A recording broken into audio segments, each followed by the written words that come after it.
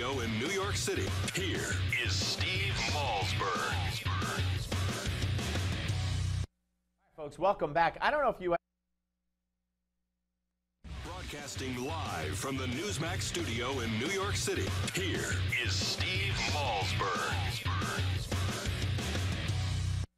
Folks, welcome back. I don't know if you had a chance earlier, the procession of the second American with the Ebola virus who was brought to this country, to the Atlanta hospital.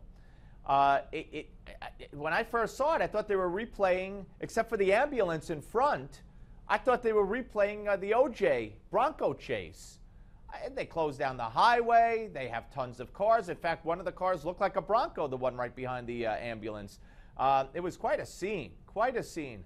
I really have problems with bringing, I know they're Americans, but they were receiving this experimental treatment where they were. Why they had to be brought back is beyond me. And with the possible case in New York, it's very, very frightening. We'll talk more about that as we have been during the course of the show.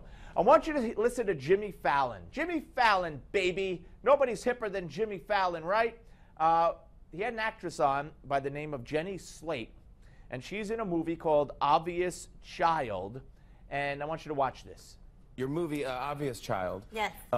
Gosh, it's getting great reviews. Absolutely. People know about it. And the director backstage. Yes, she is. She's sitting back there. She watched me eat a lot of candy. Yeah, but it's getting great reviews because it's a serious issue, but you make it lighthearted and you make it funny. What is this serious issue that this wonderful actress makes lighthearted and funny?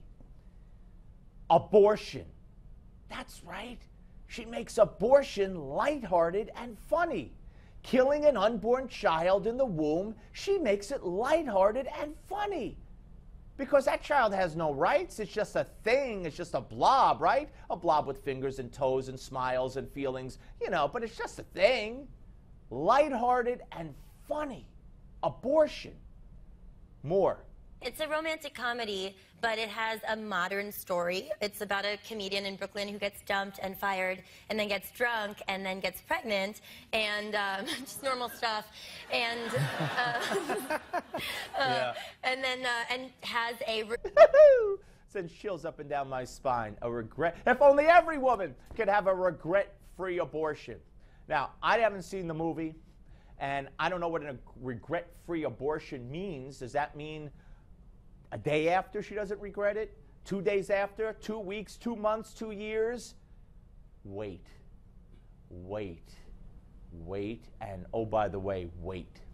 And on the anniversary of that abortion, and on, if you could even figure out what a due date might have been, and on the anniversary of that due date, as the years go by, let's revisit the character played by Jenny Slate, and let's see if her regret-free abortion is still a regret-free abortion.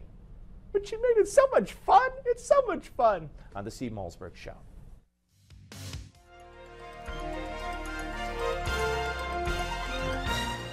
It was called the War to End All Wars, but instead it only served as a prelude of worse things to come.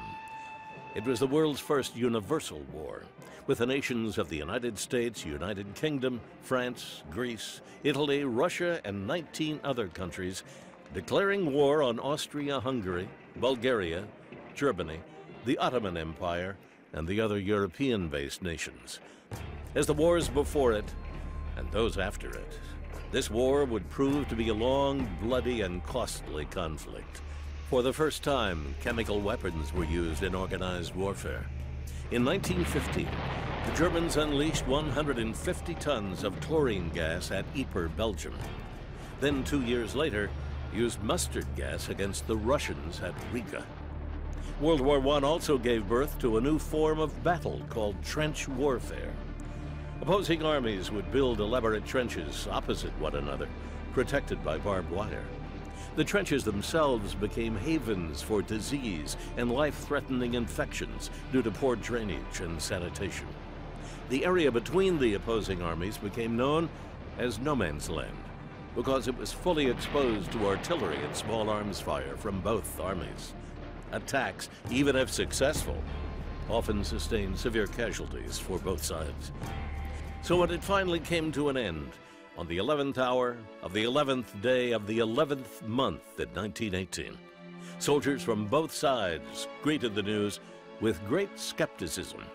Neither side dared to let themselves believe their long nightmare had finally come to an end, leaving an estimated 8.5 million people dead and some 21 million wounded. The actual peace document, known as the Treaty of Versailles, was not signed until 6 months later, on the 28th of June, 1919. Although the face of the civilized world had forever changed, 21 short years later, history would again repeat itself.